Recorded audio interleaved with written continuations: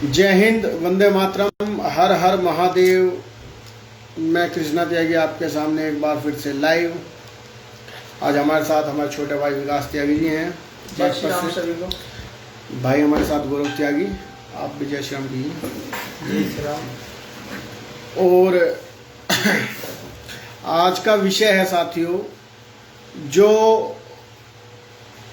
बिहार में मदरसा फटा, बम बनाते हुए जो मदरसा फटा, बम ब्लास्ट हुआ, आपने देखा होगा। ऐसे ही बम ब्लास्ट उत्तर प्रदेश में भी कई बार हो चुके हैं, जगह जगह पर हो चुके हैं, दिल्ली में भी हुए हैं और अन्य अन्य जगह पर अन्य अन्य समय पर ये होते रहते हैं।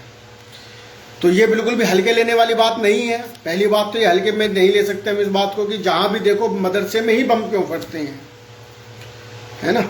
मदरसे में ही ऐसा क्या सिखाया जाता है, क्या प्रशिक्षण अपने उन नौजवानों को दिया जाता है कि समय समय पर हमें ये घटनाएं सुनने को मिलती हैं कि फलानी जगह बम फटा, वहाँ मौलवी मर गया, फलानी जगह बम फटा, वहाँ ये मर गया। मतलब ये सुनने को हमें मिलता रहता है। और ये बम बनाने की प्रक्रिया बच्चों को सिखाई क्यों जा रही है, इस पर अंकुश क्यों नहीं लगाया जा रहा और ये हो क्यों रहा है इस हिंदुस्तान में, ये पूछना चाहता हूँ इस वीडियो के माध्यम से मैं सरकारों से।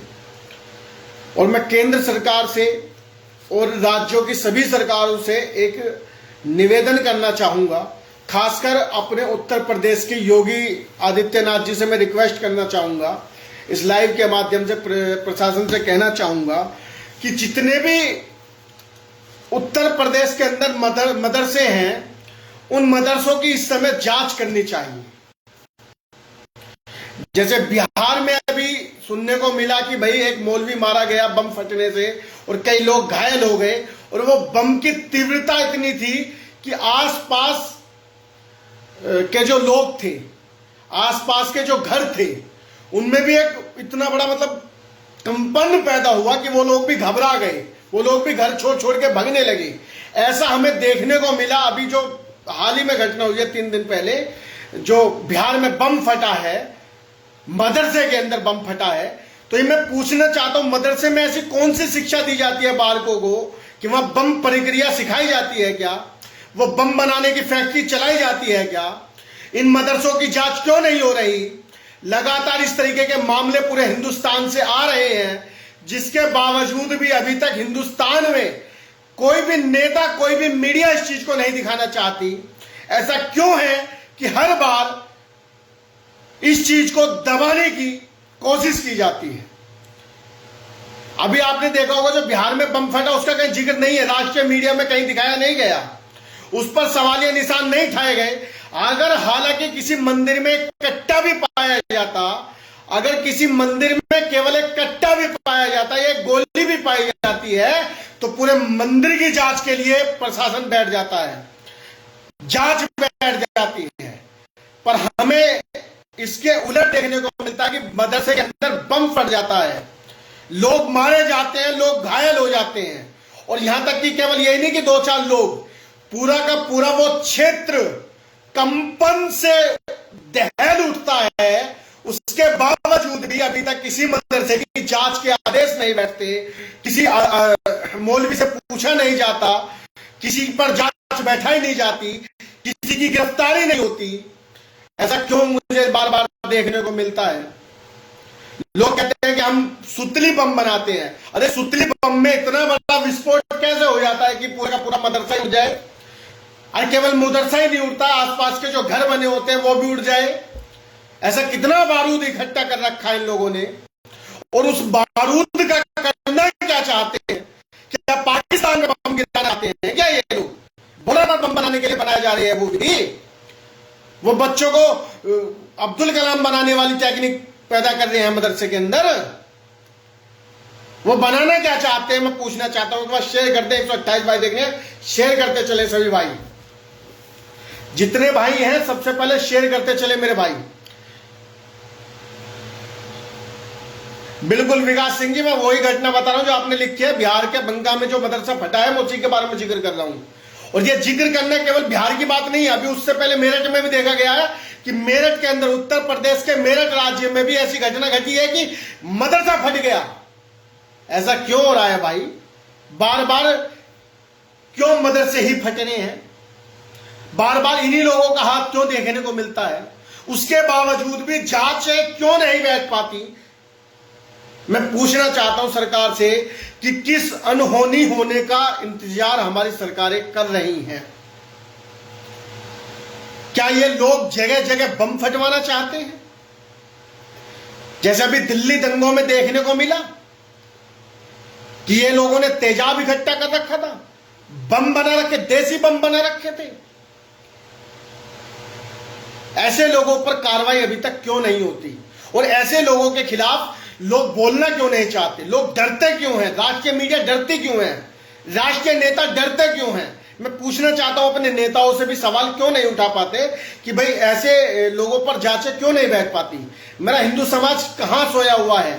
हिंदू समाज इस बात को सोचता क्यों नहीं कि वो बम बनाने की जो प्रक्रिया बच्चों को सिखाई जाती है, वो बम बनाने के बाद वो बम फटेंगे किन पर? इसका दृष्टिकोण क्या होगा? ये लोग बड़े आराम से सभी काम करके फिर भी शांति दूत बनकर आराम से निकल जाते हैं, और आप लोग बिना कुछ करे भी इस देश में सांप्रदायिक कहला दिए जाते हैं। आप कुछ भी ना करें, आप केवल अब्दुल को अब्दुल कह दें, तब भी आप सांप्रदायिक हो जाते हैं। वो लोग बम भी फाड़ कर चले जाते हैं, अपना मदरसा फाड़ लेते हैं, वो तब भी शांति दूत कहलाते हैं। ऐसा क्यों है? ये दोहरी नीति हमारे समाज में इसलिए है क्योंकि हमारा हिंदू समाज अभी सोया हुआ है, ना तो इस बात को जानने की कोशिश करता है कि ऐसा हो रहा है तो क्यों हो रहा है, जांच क्यों नहीं हो रही, गिरफ्तारियां क्यों नहीं होती, क्यों कोई हमें कोई ऐसा मुख्य लोग पकड़ा जाता? ये पकड़े जाते कौन? मदरसा छाप की जो छोटी छोटी जड़ें होती है ना, उन्हें पकड़ के बैठा लिया जाता है। पर एक भी जांच सही तरीके से बैठ क्यों नहीं पाती? एक भी जांच में एक ऐसा व्यक्ति क्यों नहीं पकड़ा जाता जो जिम्मेदारी तरीके से, मतलब मजबूत आदमी हो, जिसके सहारे पर ये सब चीजें चल रही हो?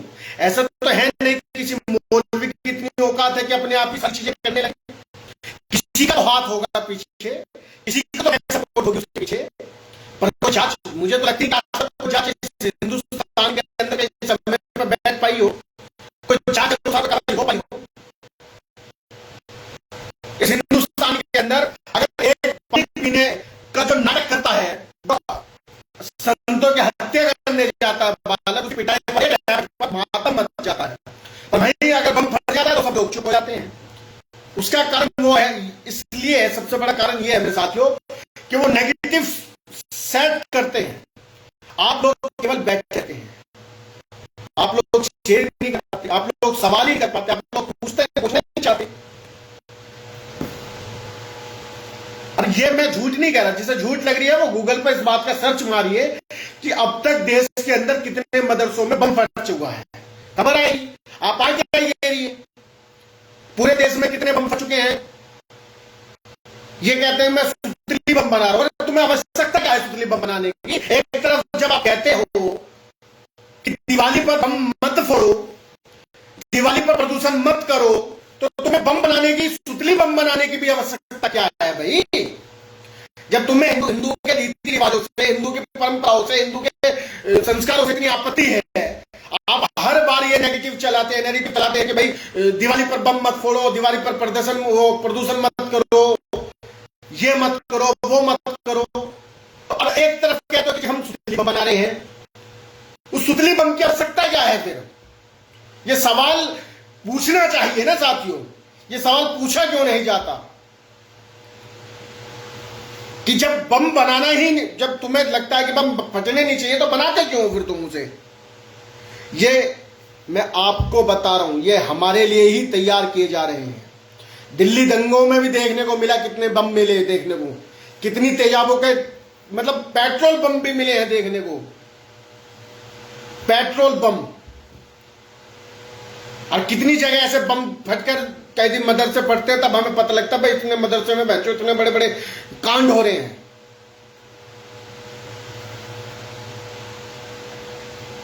और ध्यान रखिए साथियों, अगर आज आप लोगों ने आवाज नहीं उठाई, अगर आज आप लोगों ने सवाल नहीं पूछे, क्योंकि जब आपके मंदिर पर सवाल उठते हैं ना, कोई एक मासूम बताकर जिसे हत्यारे को भेजा जाता है रैगी करने के लिए, और उसके पिटने पर जब मचाया जाता है ना शोर, तो आपको भी मचाना चाहिए वो शोर, क्योंकि बहरों की समझ में तभी आएगा जब आप उनसे सवाल पूछेंगे।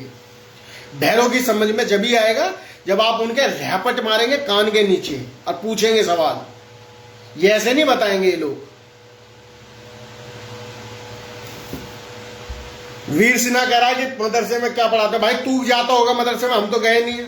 हमारे माँ बाप अच्छी शिक्षा दी है हम लोगों को, हमें मदरसे में पढ़ने की आवश्यकता नहीं है। हमारे यहाँ वेद विद्यालय हैं, हमारे यहाँ स्कूलें हैं अच्छी, हमारे माँ बाप अच्छा कमाते हैं, 2 बच्चे पैदा करते हैं, उन्हें अच्छी परवरिश देते हैं। अब तुम्हारी तरह तो है नहीं कि 10-15 निकाल दिए, फिर कोई कुछ कर रहा है, कोई कुछ कर रहा है, एक ही कमरे में सारे रंडी रोना मचा रखा है, वो तो है नहीं ना। साथियों, आप इस पर सवाल पूछिए, आप लोगों को पूछना चाहिए, आप लोगों को सरकार से पूछना चाहिए कि अब तक मदरसों की कितनों की जांच हुई। मैं तो योगी जी से केवल निवेदन कर सकता हूं, क्योंकि मैं उत्तर प्रदेश में रहता हूं। उत्तर प्रदेश में मैं योगी जी से निवेदन करता हूं कि जितने भी उत्तर प्रदेश में मदरसे हैं उनकी जांच होनी चाहिए, और मैं दावे के साथ कह सकता हूं कि उनमें से कम 50% मदरसों में गलत गतिविधि मिलेंगी, गलत गतिविधियों में लिप्त ये मदरसे मिलेंगे। दावे के साथ कह सकता हूं मैं इस बात को, वरना जांच कराइए, जांच के आधार पर सारी चीजें स्पष्ट होंगी। और मैं ही नहीं कह रहा, मेरे साथ जितने तमाम लोग हैं सबका विचार यही होगा, और ये मैं पक्के दावे के साथ कह सकता हूं कि हिंदुस्तान के जितने भी ये लोग हैं, जितनी भी ऐसी चीजें बनाई हुई हैं, जितनी भी ऐसी जहां भी ऐसी गलत शिक्षा मिलती हैं, इनमें कुछ नहीं तो केवल आतंकवाद पनपता है। और ऐसे चीजों को देश के अंदर से बैन कर देना चाहिए, बैन के लिए आवाज उठानी चाहिए, और आपको उनसे सवाल पूछने चाहिए, और पूछने चाहिए नहीं, पूछने पड़ेंगे। यदि आपको अपने बच्चों का भविष्य तय करना है तो आपको पूछना पड़ेगा, वरना दिल्ली जैसी घटना कब हो जाए और कब कोई ताहिर हुसैन अपने घर के ऊपर पेट्रोल पंप लेकर, गुलेल लेकर, अब ना जाने कैसी कैसी चीजें लेकर बैठा हो आपके ऊपर अंकित शर्मा जैसा हत्या करने के लिए, टुकड़े टुकड़े करने के लिए। ये ध्यान रखिए। जय हिंद, वंदे मातरम, हर हर महादेव। जितने मेरे साथी देख रहे हैं वीडियो को शेयर कीजिएगा।